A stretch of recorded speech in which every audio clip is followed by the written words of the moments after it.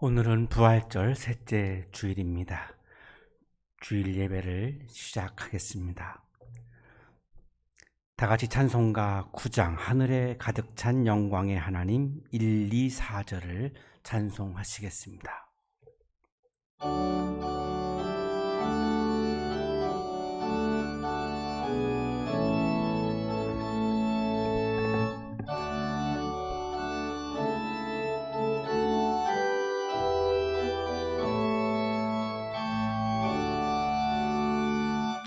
하늘에 가득 찬 영광의 하나님, 온 땅에 충만한 존귀하신 하나님, 생명과 빛으로 지혜와 권능으로 언제나 우리를 지키시는 하나님, 성부와 성자와 성령 삼위의 하나님,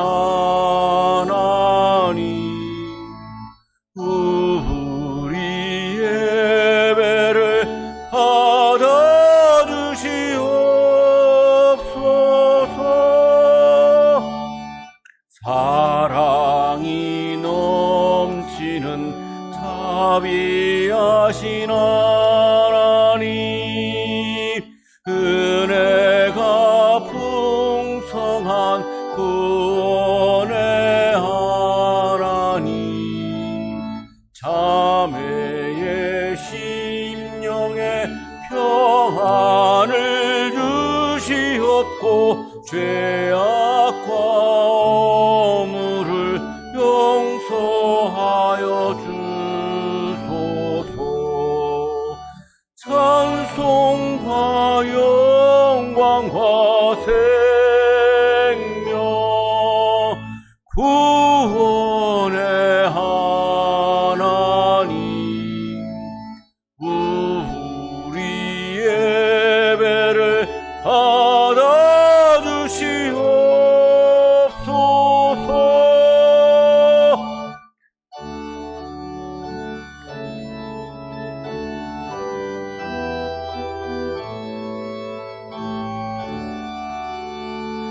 주 앞에 나올 때 우리 마음 기쁘고 그 말씀 힘되어 새 희망이 솟는다. 고난도 슬픔도 이기게 하시옵고 영원에 잇대어 살아가게 하소서. 우리의 자랑과 기쁨, 생명의 하나님, 우리 예배를 받아주시옵소서.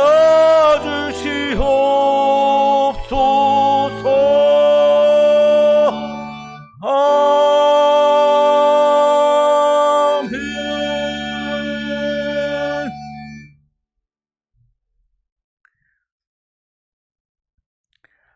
하나님은 회개하는 마음으로 나오는 사람들을 물리치지 않으십니다. 이제 우리들의 죄를 뉘우치고 고백합시다.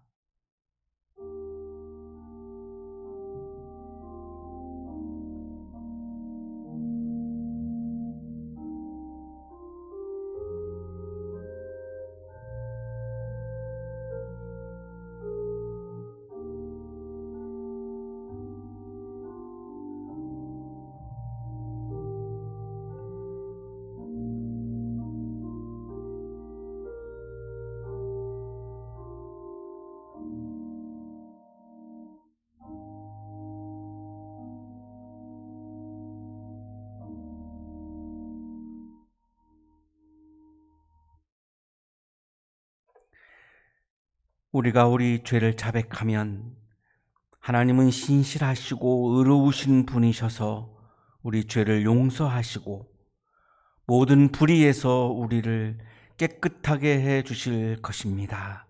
아멘. 찬송가 312장 너 하나님께 이끌리어 1, 2, 3절을 찬송하시겠습니다.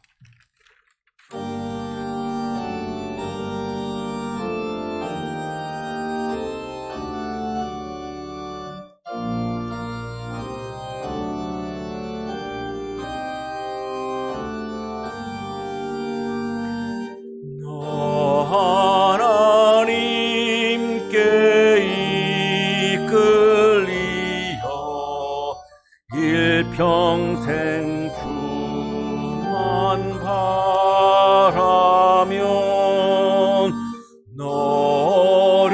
어려울 때 힘 주시고 언제나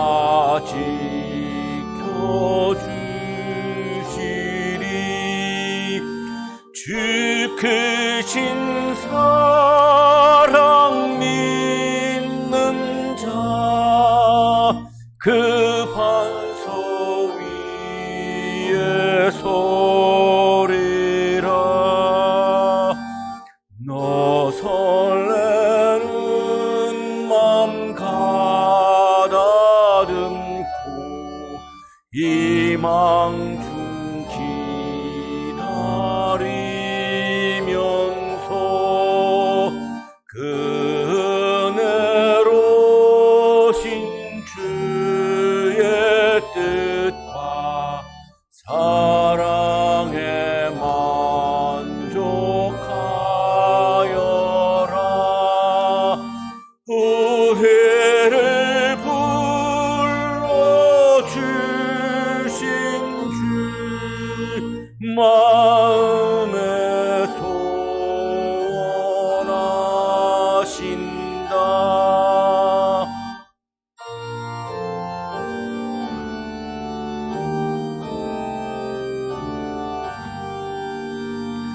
주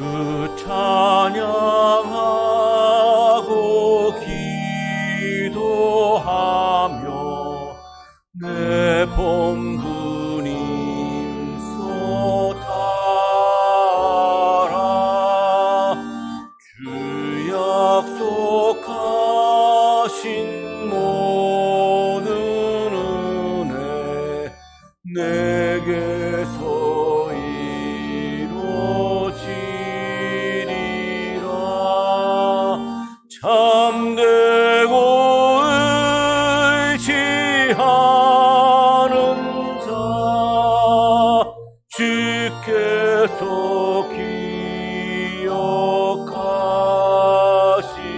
기억하시리.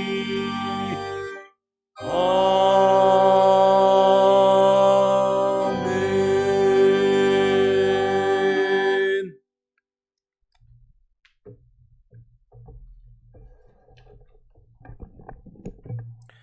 다 함께 기도하시겠습니다. 우리의 주인 되시는 하나님 아버지, 감사를 드립니다. 한 주 동안에도 우리를 지켜주시고 생명의 길로 인도하여 주시니 감사를 드립니다. 또한 우리 모든 성도들의 건강을 지켜주시고 심령의 평안과 함께 하나님 나라에 살게 하여 주신 주님의 은혜에 또한 감사를 드립니다. 험한 세상 상황 가운데에서도 믿음을 잃지 않도록 우리 가운데 고난을 허락하시고 믿음을 다하여 살아갈 수 있도록 지켜주심에도 감사를 드립니다.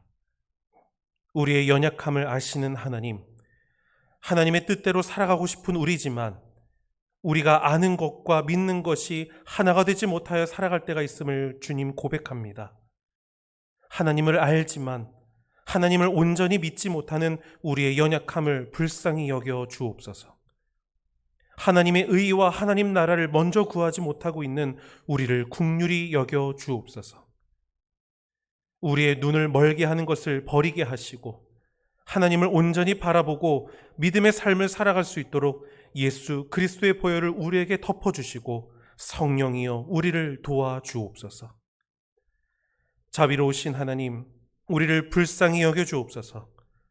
코로나 바이러스로 인하여 고통받고 있는 모든 지체들을 붙들어 주시옵소서.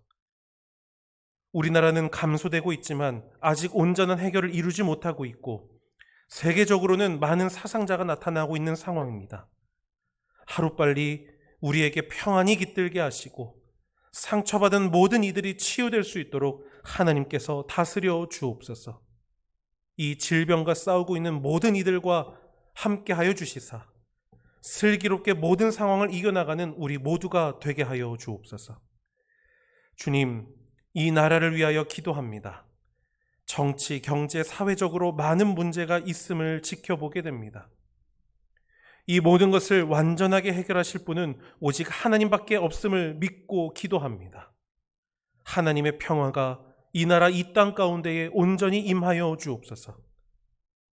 약한 자들이 하나님의 위로를 받게 하시고 강한 자들이 하나님을 경외하게 하시며 모두가 한마음 한뜻이 되어 하나님 나라를 이루는 이 나라가 되게 하여 주옵소서. 주님, 이 한양동산에 있는 모든 자들을 축복하시고 힘들고 어려운 때에 세 겹줄은 쉽게 끊어지지 않는다는 주님의 말씀과 예수 그리스도의 사랑으로 모두가 함께 극복하는 우리 한양동산 공동체가 되게 하여 주옵소서. 우리 교회를 위하여 기도합니다. 예배당에서 멀어지는 것이 하나님을 멀어지는 것이 되지 않게 하시고 오히려 이 상황이 우리의 믿음을 뒤돌아보는 계기가 되어 더 굳건한 믿음을 취할 수 있는 우리 모두가 되게 하여 주옵소서. 우리 교회 성도들 가운데에 육신과 심령이 연약한 자들을 두루 살펴주시고 하나님의 치유하심으로 보살펴 주옵소서. 주님, 우리 가정에 하나님의 평강이 온전히 흐르게 하옵소서. 미움과 다툼이 사라지고 찬양과 사랑이 넘치는 주님의 몸된 교회가 되게 하옵소서. 우리 성도 한 사람 한 사람을 축복하며 기도합니다. 우리가 하나님의 성전인 것과 하나님의 성령이 우리 안에 거하고 있다는 사실을 우리가 잊지 않게 하여 주옵소서. 하나님이 우리에게 내려주신 신령한 복을 기억하게 하시고 항상 하나님과 함께 살아가고 하나님을 찬양하는 우리 모든 성도들이 되게 하여 주옵소서. 하나님께서 우리의 모든 기도를 들으시고 응답하시는 것을 믿으며 우리와 항상 함께 하시는 우리 구주 예수 그리스도의 이름으로 간절히 기도드립니다. 아멘.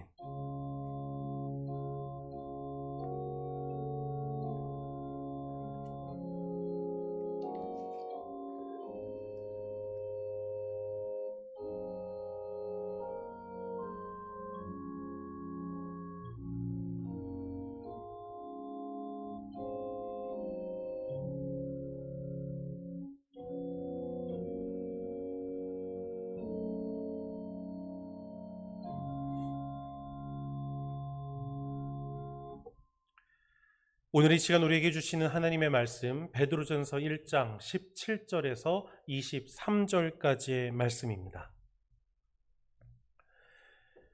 그리고 사람을 겉모양으로 판단하지 않으시고 각 사람의 행위대로 심판하시는 분을 여러분이 아버지라고 부르고 있으니 여러분은 나그네 삶을 사는 동안 두려운 마음으로 살아가십시오.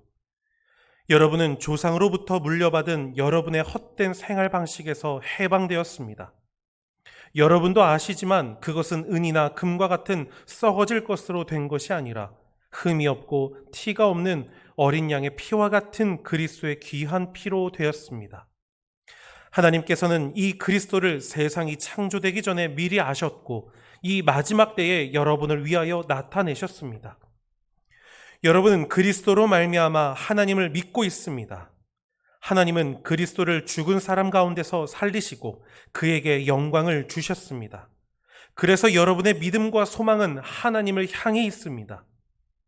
여러분은 진리에 순종함으로 영혼을 정결하게 하여서 꾸밈없이 서로 사랑하기에 이르렀으니 순결한 마음으로 서로 뜨겁게 사랑하십시오.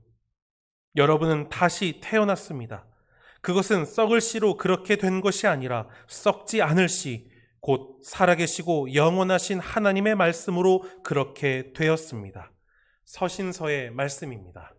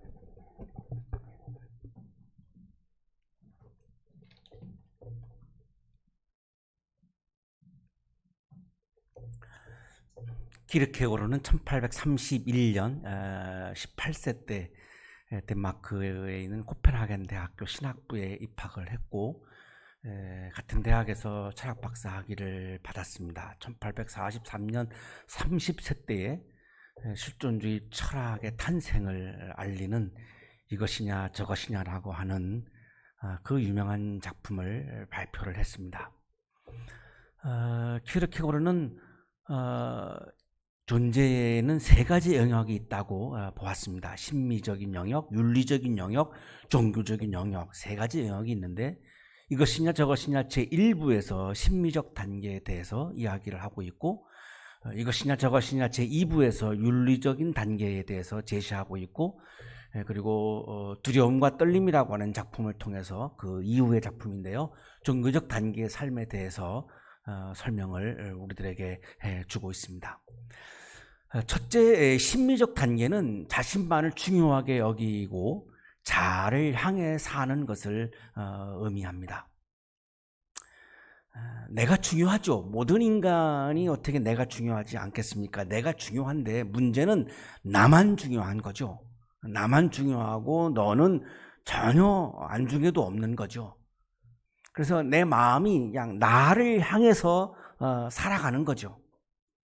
이것을 심미적 실존이라고 불렀는데요. 심미적 실존의 예를 모차르트 오페라 돈 조반니에 나오는 돈 후안을 그 예로 들고 있습니다. 그는 욕망의 만족을 향락한다. 그는 그것을 다 향락하자마자 다시 새로운 대상을 찾고 끝도 없이 그런 일을 계속한다. 쾌락을 지향하는 심미적인 인생은 결국은 절망이다라고 그렇게 결론을 짓습니다. 이로써 심미적인 인생관이란 그 자체가 절망이라고 하는 사실이 입증되었다.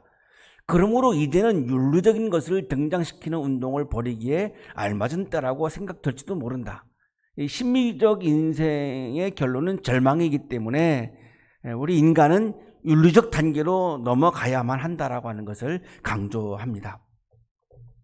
우리가 오해할 수 있습니다. 우리가 예배당에 다니면 그리고 내가 교인이 되면 나는 심미적 단계가 아니라 종교적 단계를 살고 있다라고 우리가 오해할 수 있습니다. 내가 기독교인이지만 내 모든 마음이 나를 향하고 그리고 너에게 대해서는 안중에도 없고 내가 코로나에 걸리든지 말든지 그건 아무 상관이 없고 다른 국민들이 전염병에 걸리든지 말든지 아무랑 상관이 없고 그냥 나는 그냥 예배만 드리면 돼. 이런 입장은 이러한 태도는 종교적 실존이 아니라 키르케고르에 의하면 그거는 심미적 실존에 해당합니다. 그래서 그런 자세로 우리가 살아가게 되면 많은 사람들, 보편적인 윤리를 지향하는 많은 사람들로부터 비난을 받게 되죠. 자, 여기에서 이제 윤리적 실존이 이제 등장하게 되는데요. 윤리적 단계는 사람의 가치와 사람들과의 관계를 중요하게 여기고 내 마음이 타자를 향해서 살아가는 겁니다.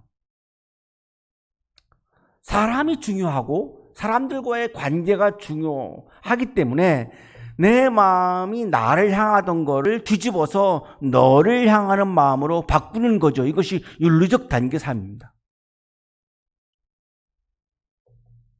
내가 예배를 드리는 가치가 내가 기독교인으로서 너무 중요하죠.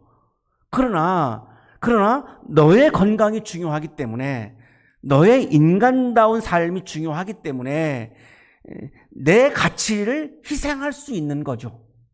그래서 내가 예배당에 모여서 예배를 드리는 것도 내가 희생할 수 있는 거죠. 이것을 윤리적 단계라고 이야기합니다. 여기서 나는 이전에 내가 윤리적인 것에 관해 내린 정의, 즉 윤리적인 것이란 인간으로 하여금 인간이 되게 하는 것이라는 정의를 상기하고자 한다. 그러므로 윤리적인 것은 개인을 다른 인간으로 바꿔놓는 것이 아니라 그를 그 자신으로 만들 것이다. 그렇게 내 마음이 타자를 향하게 될 때에 비로소 나는 인간다운 인간이 되어진다. 내 안에서 인간이라고 하는 것을 발견하게 된다라고 하는 이런 이야기죠. 바꾸어 말하면 내 마음이 나를 계속해서 나만을 향하고 있으면 인간다운 인간을 경험할 수 없다는 거죠. 동물적인 짐승적인 그런 자아를 발견할 수밖에 없다라고 지금 설명을 하고 있는 거죠. 보편적인 윤리를 추구하는 윤리적인 인생은 인간다운 인격을 자신 안에서 발견하게 되는데요. 그러므로 진정한 윤리적인 개인은 의무를 자기 자신 바깥에가 아니라 자기 자신 안에 갖고 있기 때문에 마음의 안정과 확신을 갖고 있다. 그렇게 내가 내 마음을 타자를 향하는 것이 어떤 의무감에서 할 때에는 윤리적 단계에 속하지 않는다고 봅니다. 어떤 의무감이 아니라 어떤 체면 때문이 아니라 내 안에 그것이 중요한 가치로 자리매김하고 있을 때에 그것이 바로 진정한 윤리적 단계의 삶이라고 설명합니다. 당연히 내가 사람이라면 내 마음이 나만 중요한 것이 아니라 너도 중요하기 때문에 너를 향해서 내 마음이 가는 것을 매우 중요하게 여기는 가치가 내 안에 있을 때 가능하다는 거죠. 요즘 경기도에서 재난 지원금인가요? 그거를 이렇게 지원을 했더니 많은 사람들이 지금 자발적으로 기부를 하고 있다라고 하는 뉴스를 보았는데요. 의무가 아니죠. 자발적으로 그렇게 하는 사람들에 대해서 우리는 굉장히 존경심이 가고요. 굉장히 감동을 받게 되는데 바로 그것이 윤리적 단계라고 설명하고 있는 겁니다. 억지로가 아니라 이게 어떤 법에 의해서가 아니라 의무감에서 아니라 자발적으로 내 마음 안에 그 가치가 자리 잡고 있는 거죠. 그래서 그렇게 내가 실천하고 내가 그렇게 살아갈 때에 내 마음에 평화가 있고 내가 마음에 안식이 있는 겁니다. 이거를 윤리적 단계라고 지금 말하는 거죠. 진정한 윤리적인 인생은 보편적인 윤리를 추구하는 가치가 내 안에 있는 것이다. 의무감 때문이 아니라 내 인격 안에 그 가치가 내 안에 충만하게 자리 잡고 있는 것이다. 이거를 굉장히 강조를 하고 있습니다. 만약 우리가 윤리적인 것을 인격 바깥에 있는 것으로 본다거나 인격과는 외적인 관계에서 볼 경우에는 그때 우리는 일체를 포기한 셈이고 절망에 빠져버렸다고 할 수 있다. 그렇게 의무감에 의해서 위선적으로 그것을 하게 되면 역시 심미적 인생과 똑같이 절망에 빠질 수밖에 없다를 강조합니다. 윤리적인 인생을 추구하는 사람들은 보편적인 인간을 추구하는데요. 심미적으로 사는 사람은 자신이 유일한 인간이라는 사실 때문에 자기 자신을 완전한 인간이라고 믿고 있다. 심미적인 인생을 살아가는 사람들은 신앙을 가질 수 없다는 말입니다. 왜냐하면 나만 중요하다는 말은 내가 전부고 나는 완벽하고 내가 진리고 내가 신이고 내가 하나님이라고 하는 거기 때문에 종교 자체가 불가능하다고 보는 거죠. 윤리적으로 사는 사람은 보편적인 인간이 되려고 애쓴다. 심미적인 인간은 나만 중요하다고 생각해서 나를 지향하는데 윤리적인 단계를 살아가는 사람들은 내가 어떻게 하면 보편적인 인간이 될 수 있을까를 고민하고 노력을 한다는 거죠. 자, 그런데 문제가 이제 있습니다. 보편적인 인간을 추구할 때에 내가 비로소 윤리적인 인생을 살아갈 수가 있는데 문제는 인간이라고 하는 존재 자체가 보편적인 인간이 아니죠. 특정한 인간입니다. 2000년이라고 하는 인간은 특정한 인간이지 제가 어떻게 우주 세계의 보편적 인간의 모델이 될 수 있겠습니까? 그건 불가능하죠. 이기적인 마음과 나의 이익을 추구하는 이기적인 마음과 나를 높이려고 하는 교만한 마음을 본능적으로 가지고 있기 때문에 보편적인 인간이 되는 것은 거의 불가능합니다. 그래서 인간을 향해서 윤리적인 단계를 살라라고 말하는 것은 부조리다라고 케르케고르는 지적을 합니다. 그건 부조리다. 우리들의 실존 자체가 그렇지 않기 때문에 어떻게 특정한 인간에게 보편적인 인간을 살라고 강요할 수 있는가? 이것은 부조리다. 거의 불가능하다. 보편적인 윤리를 추구하려면 내가 특정한 존재이면서 동시에 보편적인 존재일 때 가능하다는 거죠. 자, 그러면서 키르케고르는 심미적인 인생과 윤리적인 인생 중 하나를 선택하라고 강요합니다. 이것이냐 저것이냐 하나를 선택하라는 거죠. 사람은 심미적으로 살지 않을 수 없든가 아니면 윤리적으로 살지 않을 수 없든가 둘 중에 하나다. 자, 그러면서 이 키르케고르는 윤리적인 인생을 선택하지 않을 수 없다라고 결론을 내립니다. 그럴 수밖에 없죠. 아주 이기적으로 교만한 마음을 가지고 나만을 지향하며 산다면 거의 짐승과 같은 거니까 그걸 선택할 수는 없지요. 선택하는 사람들도 물론 있습니다만 쉽지는 않은 거죠. 윤리적인 인생을 선택해야 하는데 문제는 내가 보편적인 존재가 아니기 때문에 윤리적인 인생을 사는 것이 쉽지 않다는 거죠. 심리적인 인생과 윤리적인 인생 양자를 초월해서 보편적인 존재인 하나님을 향하는 종교적인 인생을 지향하라고 그래서 강조합니다. 특정한 인간이 보편적인 인간으로 살려고 하다가 여기에서 결국은 벽에 부딪히기 때문에 보편적인 존재인 하나님을 지향하고 하나님을 추구하고 하나님을 향할 수밖에 없다는 거죠. 그래야만 심리적인 단계를 벗어나서 윤리적인 단계로 넘어갈 수 있다는 것입니다. 마지막 장 울티마툼에서 이렇게 얘기합니다. 그대는 하나님 앞에서 자신의 옳음을 증명하려고 하지 말라는 뜻입니다. 하나님 앞에서 그대가 옳다는 것을 주장할 수 있는 길은 단 하나밖에 없습니다. 그것은 그대가 하나님 앞에서는 옳지 못하다는 것을 배움으로써만 가능합니다. 하나님의 영역 안으로 들어가야만, 하나님의 존재 안으로만 내 존재가 들어가야만, 하나님의 존재 안에 내가 있어야만 비로소 심리적인 단계를 뛰어넘고 내가 윤리적인 단계를 살아갈 수 있다는 것입니다. 무엇으로? 하나님의 능력으로. 그래서 이제 공포와 전율, 두려움과 떨림이라고 하는 작품에서는 이 마지막 이 바로 단계, 종교적 단계에서 아브라함의 예를 들면서 이렇게 전개를 해 나가고 있습니다. 그리스도인은 자신을 지향하는 사람이 아니라 그리스도를 따라서 하나님과 하나님의 나라를 지향하는 사람임을 오늘 성서 1과는 말씀하고 있습니다.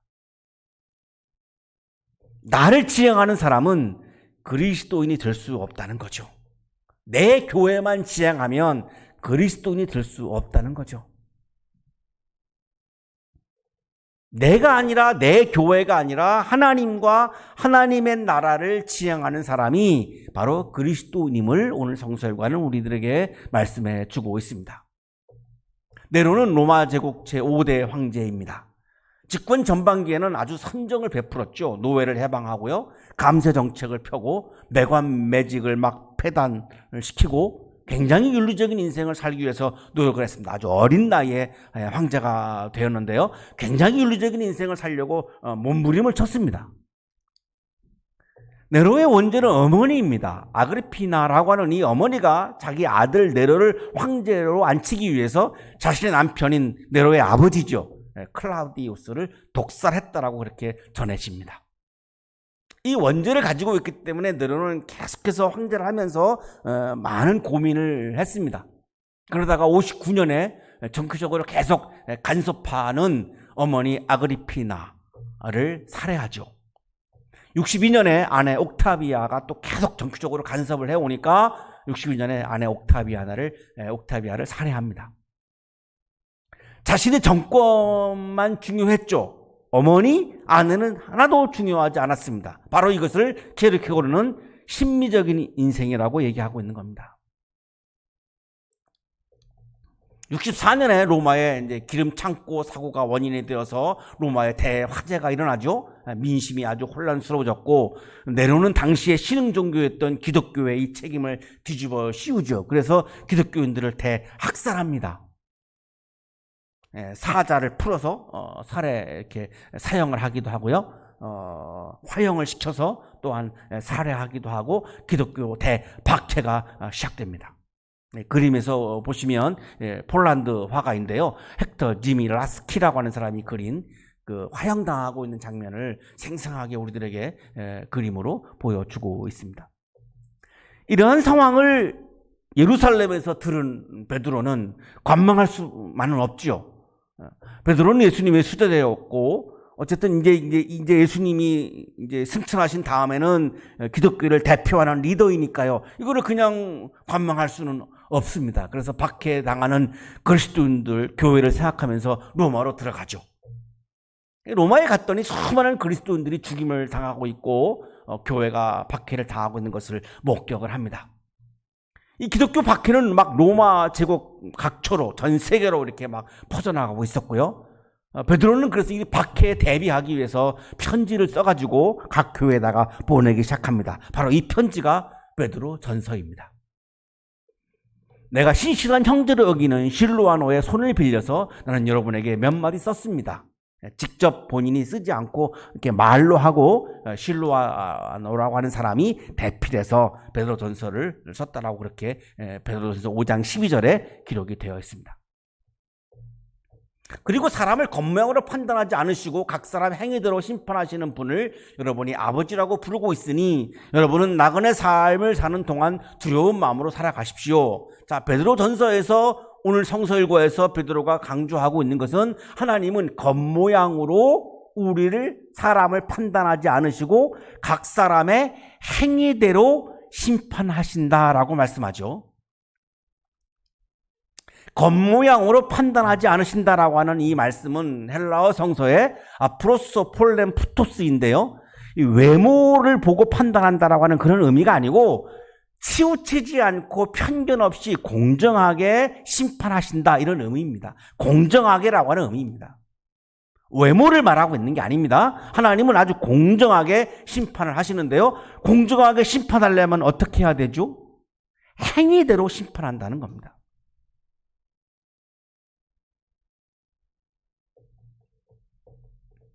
한국 교회는 이 베드로전서 1장 17절과 굉장히 충돌할 수밖에 없는데요. 한국 교회는 행위가 아닌 믿음으로 구원받는다 이것을 강조하기 때문에 베드로전서 1장 17절은 성서에서 제외시켜야 되는 게 한국 교회일 거예요. 자, 그런데 이 오늘 말씀은 각 사람의 행위대로 심판하신다라고 분명히 이렇게 말씀했거든요. 행위대로 심판하신다고요.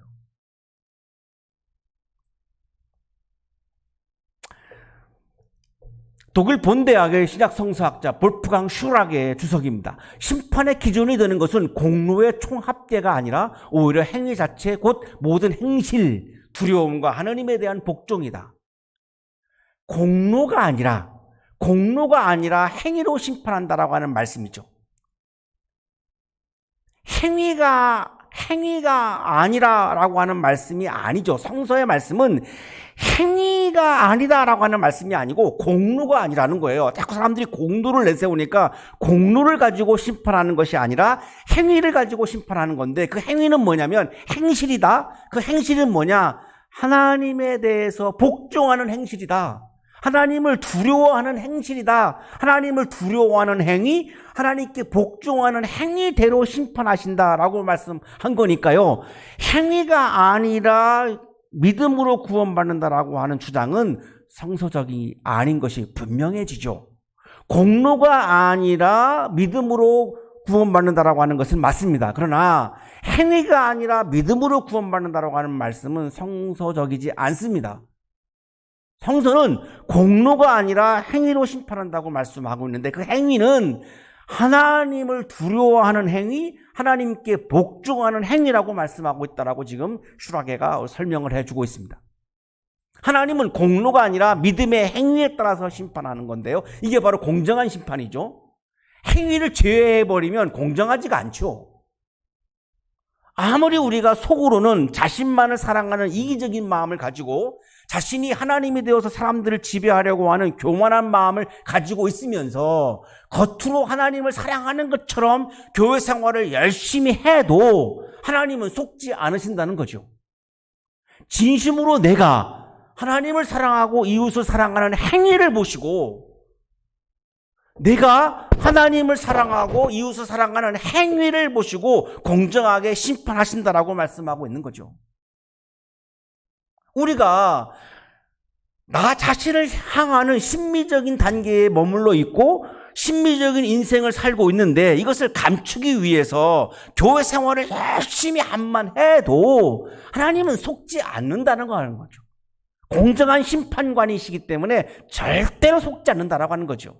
아무리 교회 생활을 열심히 하면서 그것을 감추려고 할지라도 이기적인 마음과 교만한 마음이 가지고 있다면 그것은 진심으로 하나님을 사랑하고 이웃을 사랑하는 행위가 나올 수가 없기 때문에 그것에 대해서 공정하게 하나님은 심판하신다는 거죠. 하나님은 행위가 없는 믿음이 아니라 행위가 있는 믿음을 보시고 심판하신다는 건데요. 예수님께서도 행위가 있는 믿음을 강조하셨죠. 마태복음 7장 21절입니다. 나더러 주님 주님 하는 사람이라고 해서 다 하늘나라에 들어가는 것이 아니다. 하늘에 계신 내 아버지의 뜻을 행하는 사람이라야 들어간다. 한국교회는 마태복음 7장 21절도 성서에서 아마 빼고 싶을 거예요. 왜냐하면 행위가 아니라 믿음으로 구원받는다라고 하는 걸 강조하는 한국교회는 예수님은 이렇게 말씀했어요. 아버지의 뜻을 행하는 사람이라야 하나님 나라에 들어간다. 주여 주여 아무리 예배당에서 외쳐대도 진심으로 하나님을 사랑하는 행위, 이웃을 사랑하는 행위가 없으면 하나님은 공정하게 심판하신다 이렇게 말씀하고 있으니까요. 야고보도 행위가 있는 믿음을 강조했죠. 야고보서 2장 14절 나의 형제자매 여러분 누가 믿음이 있다고 말하면서도 나는 믿음이 좋아 이렇게 말하면서도 행함이 없으면 무슨 소용이 있겠습니까? 그런 믿음이 그를 구원할 수 있겠습니까? 없습니다. 이렇게 말씀하고 있죠. 자, 예수님도 야고보도 베드로도 다 똑같이 말씀하고 있죠. 행위가 있는 믿음으로 구원받는 것이지 행위가 없는 믿음으로는 구원받을 수 없다라고 말씀하고 있죠. 자, 그렇다면 행함이 아니라 믿음으로 구원받는다고 주장할 것이 아니라 행함이 있는 믿음으로 구원받는다라고 주장해야죠. 그것이 성서의 말씀이니까요. 행함이 없는 믿음은 종교적인 인생이 아니라 심미적인 인생이죠. 아주 자기만을 생각하는 그런 이기적인 마음, 나만이 옳다라고 주장하는 교만한 마음. 자, 이 마음을 가지고 내가 아무리 예배 자리에 간다 할지라도 그것은 종교적인 실존이 아니라 심미적인 실존임을 키르케고르는 지적을 하고 있는 겁니다. 이걸 가지고 키르케고르가 덴마크 교회와 싸우다가 42살에 길거리에서 죽었습니다. 너무너무 답답해서 도대체 덴마크 교회가 이걸 받아들이지 않으니까 너무너무 답답해서 자기가 학자로서 치열하게 혼자 싸웠어요.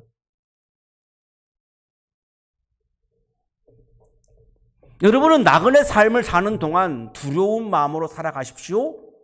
인간은 나그네라고 말씀하고 있는 거죠. 이 나그네라고 하는 말씀은 헬라어 성서의 파로이키아스인데요. 오이코스, 집으로부터 파라, 떨어져 나와 있다라고 하는 그런 의미죠. 인간은 이 땅에서 소풍을 하다가 본래의 집으로 돌아가는 것이 인생이죠. 우리들의 인생은 지금 본래의 집으로부터 떨어져 나와 있는 겁니다. 이거를 소풍이라고 말하죠. 천상병 시는 이거를 귀춘이라고 하는 시에서 소풍이라고 말하는데요. 우리는 지금 소풍 나온 거죠. 자, 소풍 나왔기 때문에 내가 여기 지금 이 세상의 주인이 아닌 거죠. 따라서 로마 황제도 주인이 아닌 거죠. 자, 베드로는 분명히 선포하는 거예요. 로마 황제가 기독교인들을 이렇게 탄압을 하고 핍박을 하는데 네가 왜? 너는 주인이 아니다 이거죠. 너도 나그네라고 하는 거죠. 우리 모두도 주인이 아니고 나그네라고 하는 거죠. 그래서 나그네이기 때문에 주인이신 하나님을 두려워하면서 살아야 한다는 겁니다. 왜? 주인이신 하나님은 각 사람의 행위대로 심판하시기 때문에. 얼마만큼 하나님에 대한 마음이 있는가? 얼마만큼 하나님을 사랑하는 마음이 있는가? 하나님을 사랑하는 행위를 하고 있는가? 하나님의 사랑을 실천하고 있는가? 이웃 사랑을 실천하고 있는가? 이거를 보고 하나님은 심판하기 때문에 우리는 어떤 말을 할 때, 행동을 할 때, 내가 하루하루 삶을 살아갈 때 나의 주인이신 하나님의 마음에 이것이 맞는지를 비추어 보고 내가 하나님을 두려워하면서 살아야 한다는 겁니다. 이게 바로 키르케고르가 얘기하는 종교적 실존, 종교적 단계의 삶입니다.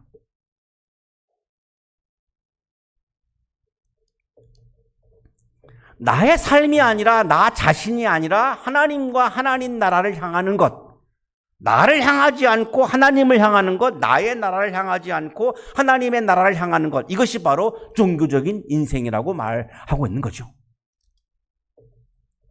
자, 우리는 헛된 생활 방식에서 해방되었습니다, 이렇게 강조하는데요. 이 헛된 방식이라고 하는 것은 우리가 본능적으로 가지고 있는 나만을 사랑하는 이기적인 마음, 나를 높이려고 하는, 주인을 하려고 하는 교만한 마음, 이러한 본능적인 마음으로부터 우리 그리스도인은 해방된 사람이다라고 하는 의미입니다. 그런데 이 해방은 은이나 금과 같은 썩어질 것으로 된 것이 아니라 그 해방은 물질의 힘으로 가능하지 않다는 겁니다. 어떻게 가능하죠? 이기적인 마음을 벗어난다, 교만한 마음을 벗어난다, 이게 어떻게 가능하죠? 물질의 힘으로 안 되죠. 무엇으로 가능하느냐? 흠이 없고 티가 없는 어린 양의 피와 같은 그리스도의 귀한 피로 가능하다라고 강조합니다. 그리스도의 능력으로 가능하다는 거죠. 나의 능력으로는 가능하지 않다는 거죠. 그래서 키에르케고르가 윤리적 단계를 말하다가 마지막에 종교적 단계를 주장한 이유가 바로 여기에 있습니다. 나의 능력으로 그것이 되지 않기 때문에 내 마음이 하나님을 향할 수밖에 없다는 겁니다. 윤리적 단계를 살려면 하나님을 향하는 마음을 갖지 않고는 불가능하다라고 하는 거기 때문에, 그래서 종교적 실존을 강조했던 것인데, 바로 베드로 전서도 똑같은 말씀을 하는 거죠. 나의 능력으로 그것은 불가능하다라고 하는 거죠. 인간은 본능적으로 이기적이고 인간은 본능적으로 교만한 존재인데 어떻게 이것을 극복합니까? 불가능하죠. 그리스도의 능력으로 가능하다라고 하는 겁니다. 그래서 하나님은 그리스도를 우리에게 나타내셨다라고 하는 겁니다.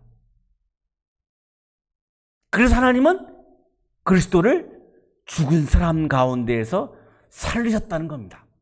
자, 부활의 이유가 여기에 나오는 겁니다. 만약에 하나님이 예수님을 부활시키지 않았다고 한다면 우리는 이기적인 마음과 교만한 마음을 이기는 것은 불가능합니다. 모든 인간이 이기적인 마음과 교만한 마음으로 자신을 향하고 자신의 나라를 추구하면서 살 수밖에 없습니다. 그러나 하나님께서 예수 그리스도를 부활시키셨기 때문에 그 부활하신 그리스도의 능력으로 우리는 이기적인 마음과 교만한 마음을 이길 수 있게 된 거죠. 나의 나라가 아니라 하나님의 나라를 지향할 수 있게 된 거죠. 그래서 여러분의 믿음과 소망은 하나님을 향해 있습니다. 이 그리스도의 능력 때문에, 그리스도의 부활 때문에 우리는 우리의 마음을 하나님을 향할 수 있게 되었다는 겁니다. 하나님을 향한다라고 하는 말씀은 에이스 네온, 인갓, 하나님의 통치 안에 존재하면서, 하나님의 통치 안에 존재하면서 하나님의 말씀과 뜻을 따른다는 의미입니다. 그것이 하나님을 향한다라고 하는 의미입니다. 그리스도가 다시 살아나셔서 부활하셔서 내가 아니라 하나님, 나의 나라가 아니라 하나님의 나라를 지향하게 된 거죠. 자, 베드로는 이제 구체적으로 예를 들기 시작합니다. 자, 하나님을 향한다라고 하는 것은 어떤 사람이냐? 하나님을 향하는 사람은 어떤 사람이냐? 진리에 순종하는 사람이다. 하나님의 진리에 순종하는 사람이다. 따라서 내가 진리라고 주장하는 사람은 심미적인 실존인 거죠. 자, 사이비 종교의 교주들을 내가 자신이 진리라고 주장하는데요, 그 사람들은 종교적인 단계가 아니라 심미적 단계에 머물러 있는 거죠. 하나님의 진리를 따르는 사람이 바로 종교적인 실존이다라고 설명을 합니다. 하나님과 하나님의 나라를 지향하는 사람은 순결한 마음으로 서로 뜨겁게 사랑하는 사람이다. 두 번째, 뜨겁게 서로 사랑하는 사람이다. 신약 성서학자 페인 퍼킨스의 주석입니다. 믿는 자들 사이의 관계를 지배하는 명령은 가부장적 가정의 특징인 공손한 복종이 아니라 형제들 사이의 평등주의에 입각한 사랑을 말하고 있다. 어떤 힘에 억눌려서 사랑하는 것, 그런 건 아니고 서로가 평등한 관계에서 서로 사랑하는 것, 일방적으로 내가 사랑을 받으려고 하는 것은 심미적 실존이죠. 일방적으로 상대방에게 나를 사랑하라고 강요하는 것은 심미적 실존입니다. 평등한 관계에서 하나님 안에서 하나님을 주인으로 모시고 서로가 평등한 관계에서 서로 사랑을 주고받는 것, 이것이 바로 하나님을 향하는 사람의 모습이다라고 얘기하고 있는 거죠. 그것이 바로 종교적 실존인 거죠. 세 번째, 하나님을 향하는 사람은 영원하신 하나님의 말씀으로 다시 태어난 사람이다, 이렇게 예를 듭니다. 하나님과 하나님의 나라를 지향하는 사람은 하나님의 말씀으로 다시 태어난 사람입니다. 이기적인 마음과 교만한 마음을 이기고 새로운 존재로 다시 태어난 사람이다. 나를 향하는 심미적인 인생, 너를 향하는 윤리적인 인생을 뛰어넘고 하나님과 하나님의 나라를 향하여 걸어가는 사람. 교만한 마음과 이기적인 마음을 이기고 하나님의 진리에 순종하고 서로 사랑하고 하나님의 말씀을 따라서 하나님을 향하여 하나님의 나라를 향하여 걸어가는 사람, 바로 그 사람이 종교적인 인생을 사는 사람이다 라고 베드로는 강조하고 있습니다. 기독교가 핍박받는 가운데서 베드로는 우리들의 마음을 나를 향하지 말고 너를 향하면서 계속 실패하는 것에 대해서 절망하지 말고 눈을 들어 하나님을 향하라고 강조하고 있습니다. 전염병으로 인해서 우리가 굉장히 힘든 시간을 살아가고 있습니다. 고통의 시간을 살아가고 있습니다. 우리 모두가 함께 한 마음으로 나를 향하고 나의 나라를 향하고 내 교회만을 향하는 그런 그리스도인이 아니라 하나님과 하나님의 나라를 지향하는 그런 아름다운 그리스도인이 되셔서 예수 그리스도의 부활을 경험하는 그런 부활절기의 삶이 되시기를 주님의 이름으로 축복합니다. 기도드리겠습니다.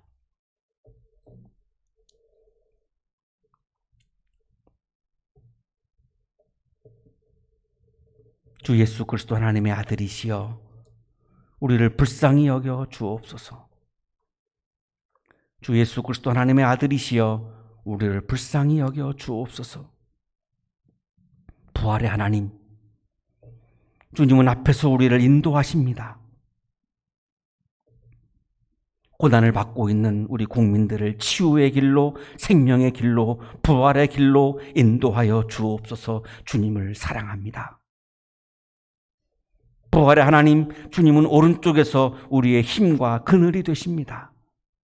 아파하고 있는 환자들에게 힘을 주시고 질병을 이기고 부활의 길을 걷게 하여 주옵소서. 주님을 사랑합니다.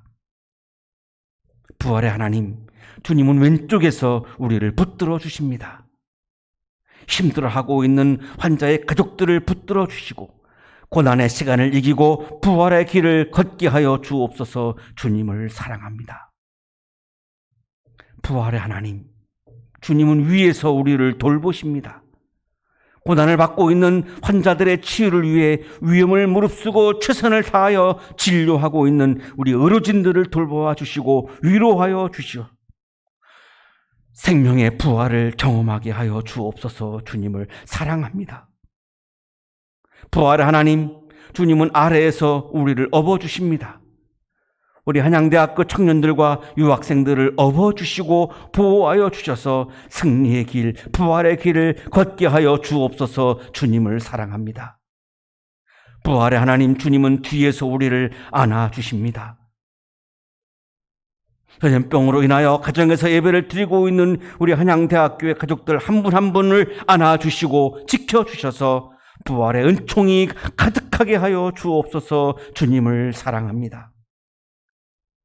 부활의 하나님, 주님은 우리 안에 현존하시며 활동하십니다. 하나님, 이 나라에 현존하시고 활동하셔서 모든 생명을 구원해 주시고 치유하여 주옵소서. 하나님의 나라가 지금 여기에 오게 하셔서 이 나라가 새로운 나라로 부활하게 하여 주옵소서. 주님을 사랑합니다. 죽음을 이기시고 부활하신 예수 그리스도의 이름으로 기도하옵나이다. 아멘.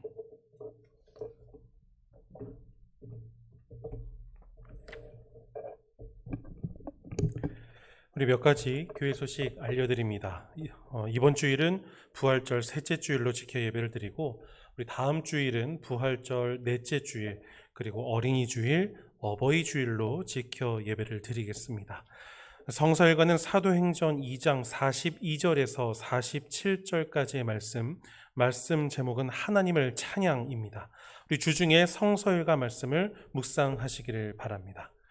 우리 매일 아침 9시마다 우리 몸이 아픈 우리 성도님들을 위해서 정교인이 계신 곳에서 우리 합심기도 계속하고 있습니다. 우리 9시가 시간적으로 되지 않으신 분들은 우리 다른 시간을 정하셔서 함께 계속해서 기도해 주시기를 바랍니다. 우리 함께 합심하여 기도할 때에 우리 이 코로나 바이러스로 인하여 고통받는 우리 지체들 위해서 기도해 주시기를 바랍니다. 특별히 모든 국민들의 안전, 그리고 환자들과 환자들의 가족들, 그리고 의료진들, 우리 한양대학교 학생들, 유학생들, 우리 한양대학 교회 우리 모든 성도들, 그리고 한양학원의 모든 가족들을 위해서 계속 중보해 주시기를 바랍니다. 우리 교회는 전염병 확산을 막고 교인들의 안전을 지키기 위해서 우리 계속해서 가정에서 온라인을 통하여 영상으로 주일 예배를 드리고 있습니다. 우리 계속 우리 금요일에 유튜브와 교회 홈페이지를 통해서 영상을 올려드리고 있고, 주일 오전 9시에 문자로 예배를 드릴 수 있도록 보내드리고 있습니다. 그래서 기억하시고 어디에서든지 우리 하나님을 만나시는, 거룩한 하나님을 찬양하는 예배를 드리시는 우리 성도님들 되시기를 바랍니다. 우리 가정에서 드리는 영상 예배가 계속 장기화됨에 따라서 우리 헌금을 계좌 이체로 드리고 있습니다. 우리 헌금하실 계좌 이체를 예배 영상 안내 문자와 함께 발송해 드리고 있습니다. 우리 참고하시고 함께 드리시기를 바랍니다. 우리 헌금을 계좌로 드리신 분들은 우리 정기수 재무부장님께 헌금 항목을 문자로 보내주시기를 부탁드립니다. 교회 소식 여기까지입니다.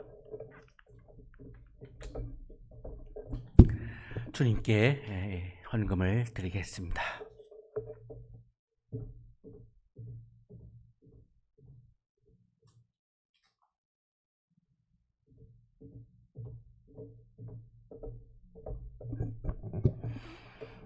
거룩하신 하나님, 주님을 다시 살려주셔서 우리를 새로운 존재로 다시 태어나게 해주시고, 나를 향하던 삶을 하나님을 향하는 삶으로 바꾸어 주셔서 감사합니다. 하나님과 하나님의 나라를 향하며 하나님의 나라의 기쁨을 우리의 마음에 채우게 해 주셔서 감사합니다. 감사의 마음을 예물에 담아 드리오니 기쁘게 받아주시고, 예물을 드리는 손길 위에 크신 은혜를 부어 주옵소서. 예수 그리스도의 이름으로 기도하옵나이다. 아멘.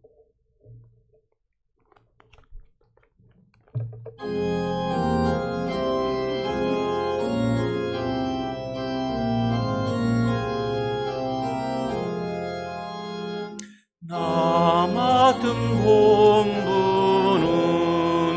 구주를 높이고 문정원 구원 얻도록 잘 인도함이라.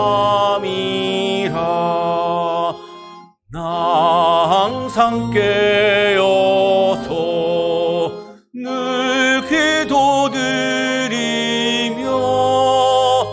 내 믿음 변치 않도록 날 도와주소서.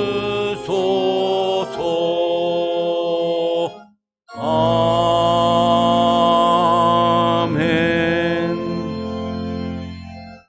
이제는 우리에게 하나밖에 없는 생명까지도 아낌없이 사랑으로 나누어 주시는 예수 그리스도의 은혜와 말씀을 주시는 하나님의 사랑하심과 생명의 기운을 주시는 성령의 역사하심이 우리의 온 마음을 하나님을 향하는 마음으로 바꾸어 하나님의 말씀 안에서 하나님의 말씀을 따라서 그리스도인의 삶을 살아갈 것을 다짐하고 또 다짐하며 세상을 향하여 힘차게 나아가는 우리 모든 한양 가족들의 삶 속에 지금부터 영원토록 함께 하시기를 간절히 축원하옵나이다. 아멘.